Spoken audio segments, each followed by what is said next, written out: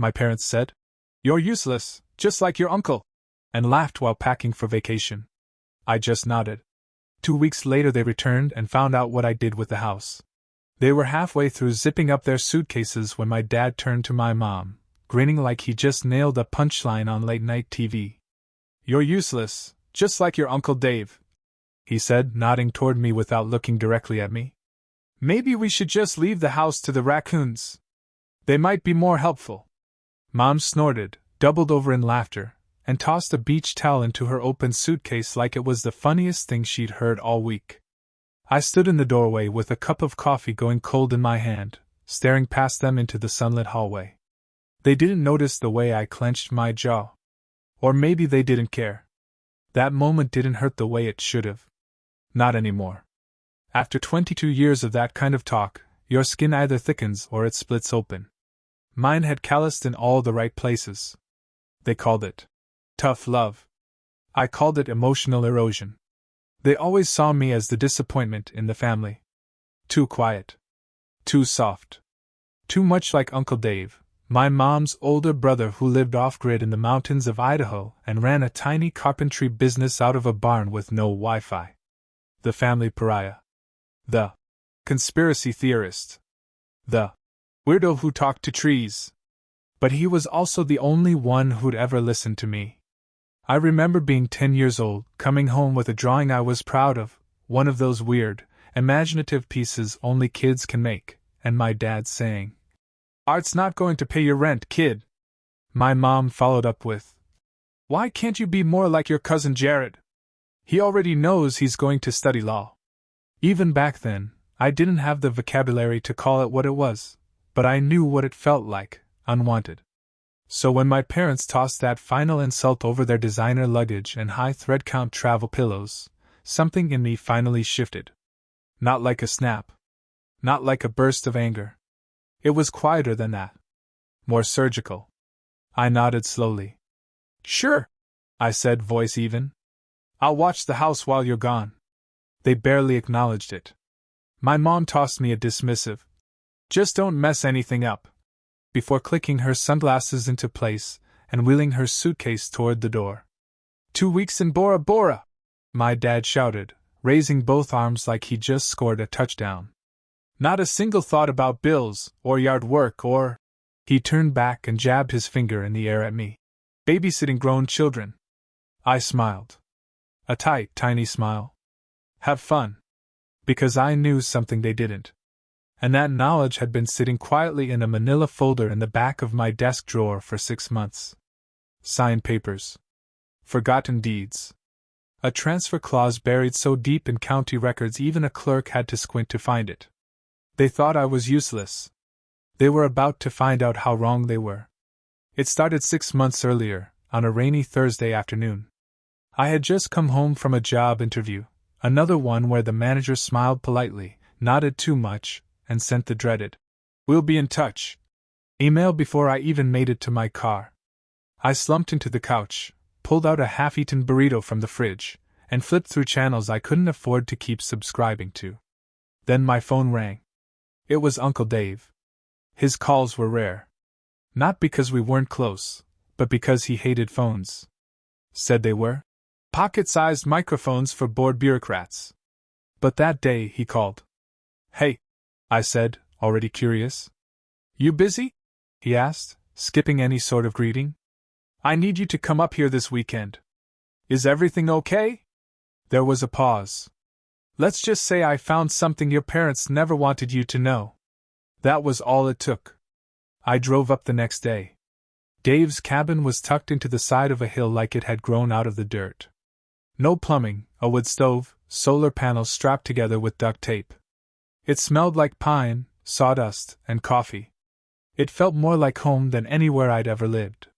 He handed me a file as soon as I stepped through the door. It was thick. Heavy. Like it mattered. "You ever wonder why your name was on the county assessor's site for your parents' property?" I blinked. "What?" "Your grandfather, your mom's dad, put your name on the deed the year before he passed. It was supposed to be a gift. He thought it would give you a leg up someday. But your parents never told you." I opened the folder.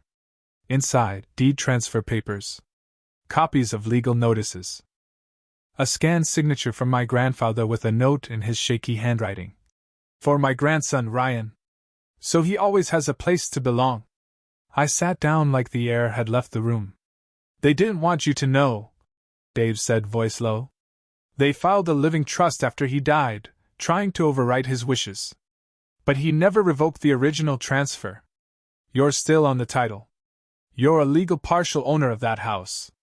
I didn't speak for a long time. All those years of being told I was worthless, and I had owned part of the roof over their heads this whole time? They were planning to sell it, Dave continued, sipping his coffee. Saw it on a listing site. Quiet prep. Probably gonna flip it while you're out at the store one day. That's when the idea started growing. It wasn't revenge, not at first. It was clarity. A realization that I wasn't just some charity case squatting in my parents' house. I was part of its bones. Its structure. I had a right. But over the next few months, clarity turned into resolve. And resolve started taking shape into a plan. I didn't tell Dave the whole plan yet. Not then. But he looked at me, and nodded like he already knew. You're not useless, Ryan, he said. You were just never given the chance to prove it. After that visit to Uncle Dave's, everything changed. I walked differently. I spoke less. Not because I was shrinking, but because I was sharpening.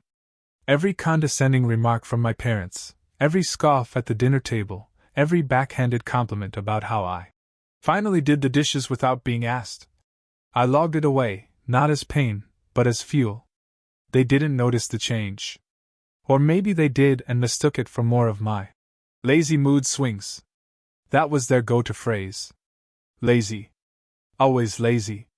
The way a person might describe a dog that had been kicked one too many times and stopped wagging its tail. But behind closed doors, I was studying. I read everything I could about property law, deed transfers, shared ownership rights. Turns out, when you're a partial legal owner, you can do a lot more than people think, especially if the other parties have been ignoring your name on the paperwork for years. A quiet title action. That was the legal play. Uncle Dave helped me start it, looping in one of his friends who used to work in municipal zoning. A man named Carl, who wore dusty suits and talked like he was always 10 moves ahead of a game, only he understood. You're gonna need patience, Carl told me. But the law's on your side, kid. Your name's there. That signature from your grandfather holds weight. What happens if they fight it? They'll lose. Eventually. But from what I see here, they don't even know it's happening. That was the beauty of it. They were so preoccupied with their own lives, their beach trips and HOA gossip and matching monogram towels, that they didn't even notice the quiet unraveling underneath their feet. And then one morning I got the email. Clearance granted. Ownership affirmed. Your share of the property is enforceable and no longer in dispute. It was official. The house was no longer just theirs. It was mine in all the ways that mattered. I remember sitting on the back steps that night, listening to the creak of the old wind chime Grandma hung near the kitchen window. I remembered being 8 years old, hiding out here after my dad screamed at me for scratching the car with my bike. I remembered how I told the wind chime I wished I had a different family. It didn't feel like revenge yet. It felt like closure. Like I'd just picked up a piece of myself I didn't know was missing. That night, I called Uncle Dave. You ready? He asked. Almost, I said. One last thing I need to do before they leave for Bora Bora. Because this wasn't just about the house anymore. It was about finally being seen, even if that meant turning their whole world upside down. The morning they left for their vacation, the house smelled like coconut sunscreen and perfume.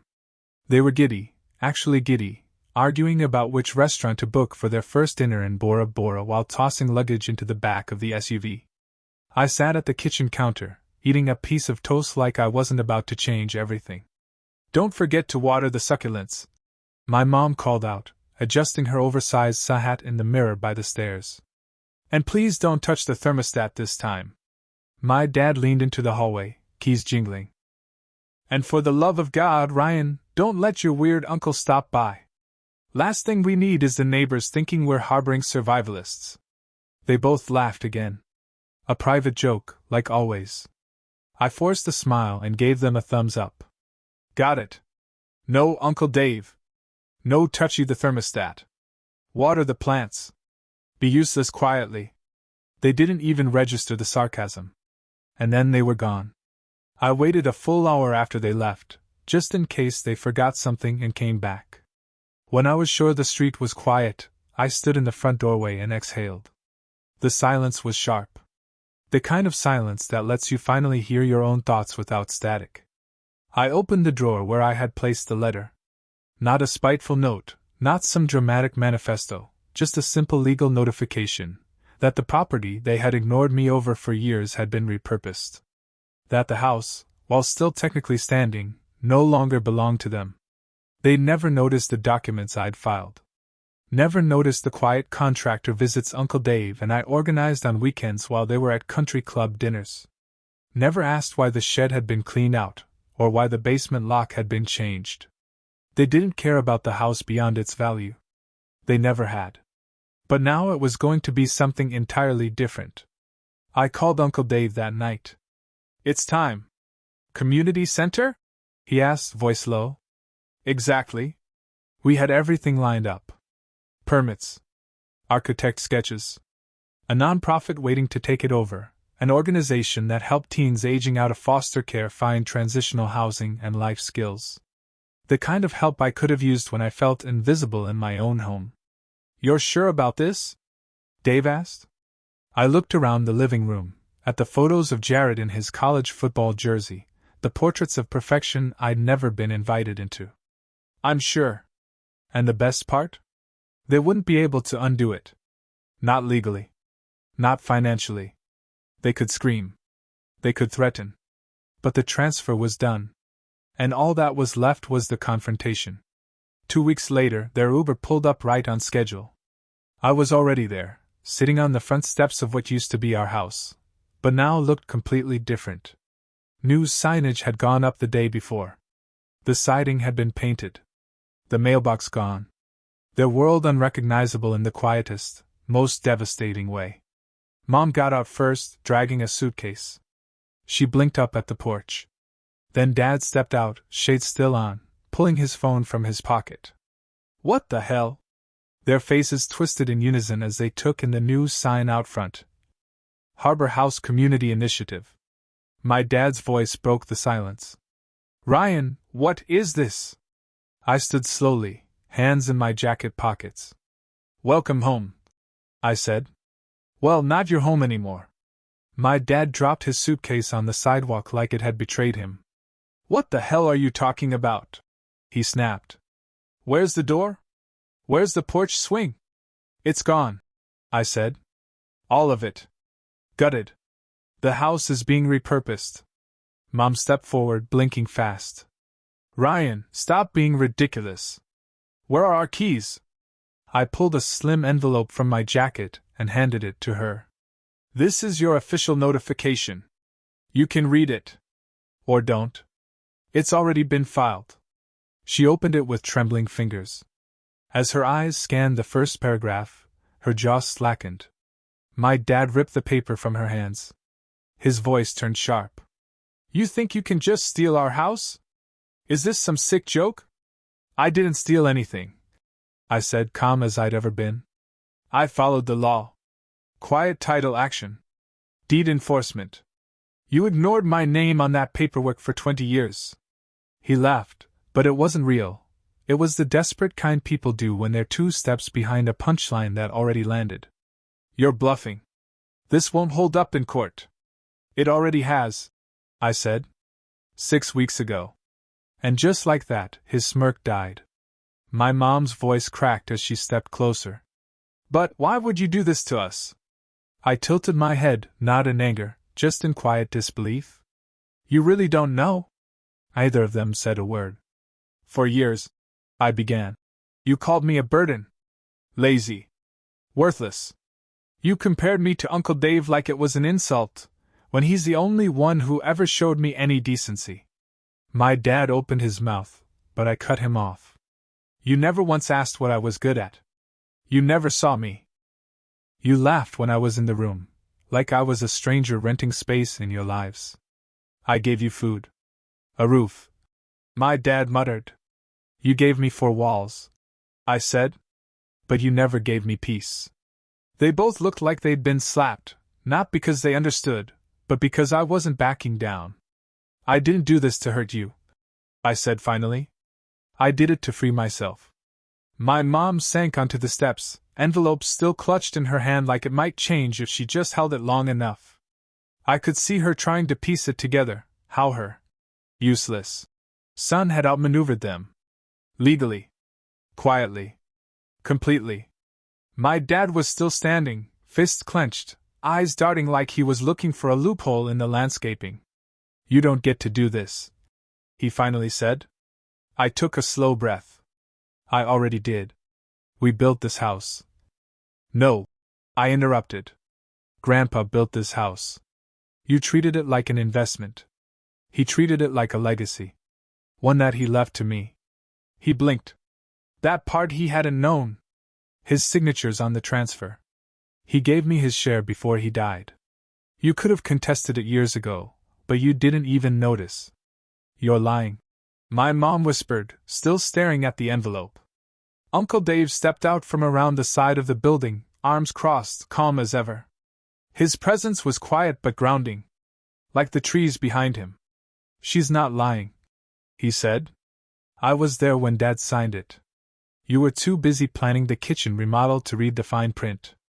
My dad turned red, then pale. You helped him do this? My mom snapped, finally finding a bit of voice. You put him up to it? Just to humiliate us?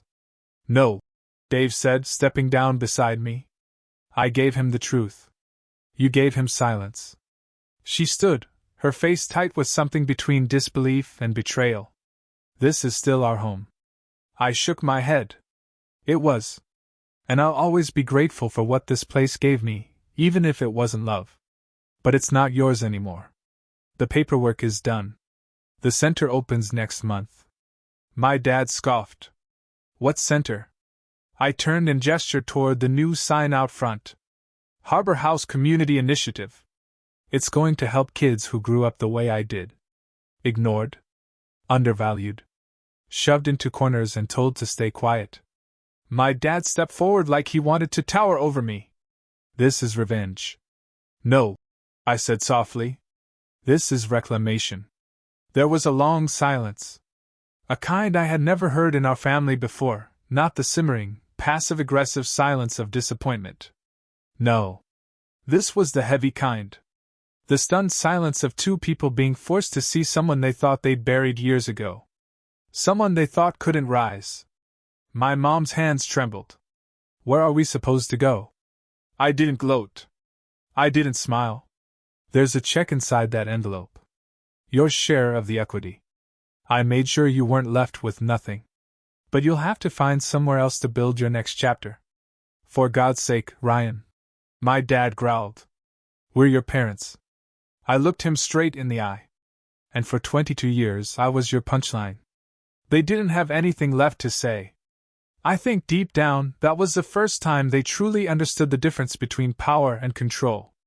They had always controlled the narrative, who I was, what I lacked, how I failed to meet the golden standards they'd set in their heads. But power? That was something they had never truly held over me. Not really.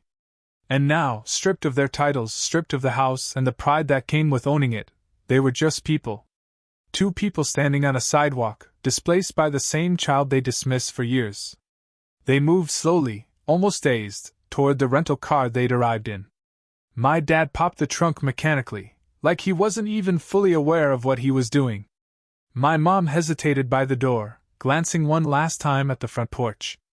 Her eyes landed on the railing, the one I'd sanded and restained myself during the first phase of the house's transformation. She looked like she wanted to say something. To justify herself. To cast herself as the victim. But nothing came out. And so she just nodded, not at me, but more at the door. The past. Whatever ghost of herself she thought still lived there. They got in and drove off. No dramatic exit. No shouted threats or promises to sue. Just the low hum of tires on asphalt and a silence that followed them like a shadow. I stood there for a while, watching the space where they'd been. Then Uncle Dave stepped beside me, holding 2 mugs of coffee. "You all right?" he asked, handing me one. "I don't know," I said truthfully. "I thought I'd feel triumphant.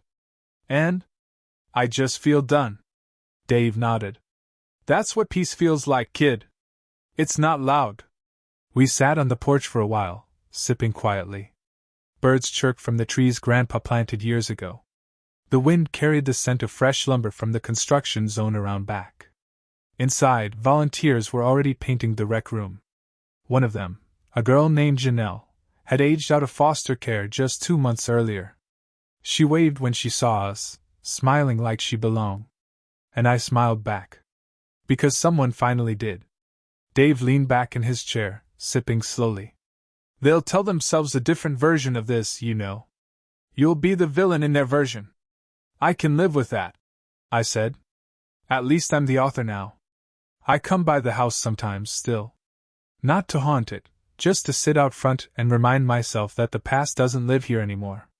There's always someone laughing inside now. Not mockery, real laughter. The kind that fills a room without choking the air. Teenagers playing board games in the old dining room. Volunteers teaching skills in the renovated garage. A girl who used to sleep in her car now grows tomatoes in the backyard garden. Every corner of this house holds new weight. Purpose. Belonging. Uncle Dave visits often, usually with bags of tools and something homemade in a mason jar. We've built more than just new walls, we've built a rhythm. A kind of family that isn't built on blood or obligation, but choice. As for my parents, I haven't heard from them since that day. I don't need to. Maybe they're still telling people I stole something from them. Maybe they believe it. But I know the truth. I didn't steal their home. I took back my place in the world. One they tried to erase with words like lazy, useless, just like your uncle. And the irony? Uncle Dave, the man they mocked for being eccentric, ended up being the only one wise enough to understand how this story would end. Looking back, if I had one thing to say to anyone in a similar situation, anyone who feels invisible under their own roof, I'd say this. You're not broken. You're just buried. And someday you'll dig your way out. I did. And when I did, I built something stronger than a house. I built a home.